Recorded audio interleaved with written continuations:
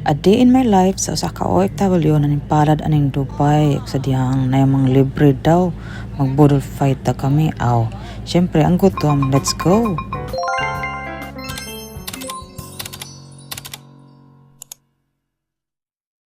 Ayun, ang pabudol ni Maymay.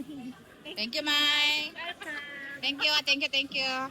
Mo yung nanalo sa bingo, manglibre. Salamat sa libre. Spoon, wala naman pala the plates and distribute.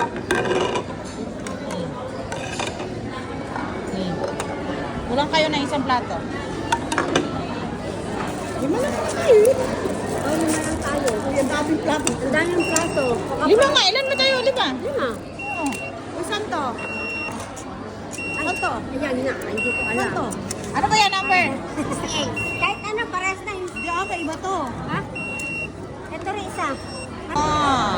Isang malaking bowl na sabaw. Sabaw plus dahon. Ayun na!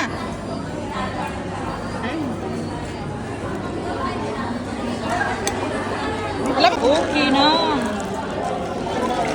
Alog-alog.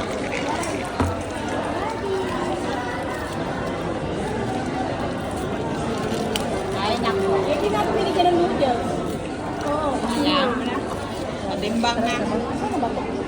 Hindi ko siya lang. Hindi siya kasi pag ganyan.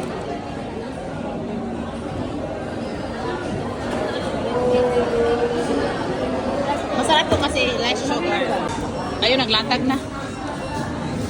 Latag.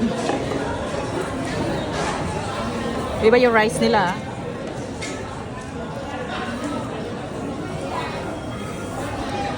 Pwede ba magkusara na lang? May ano man. Gloves. Thank you. Gusto mo yung gloves ng ano? Sa isang kamay lang. Ito dalawa.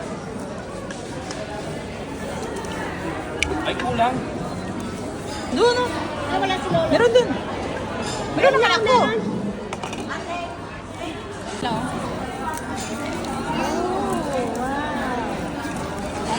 Yummy. May nahiwalay. Yeah, Okay. Thank you. Ayun, ang pabudol ni Maymay. Thank you, May. Thank you.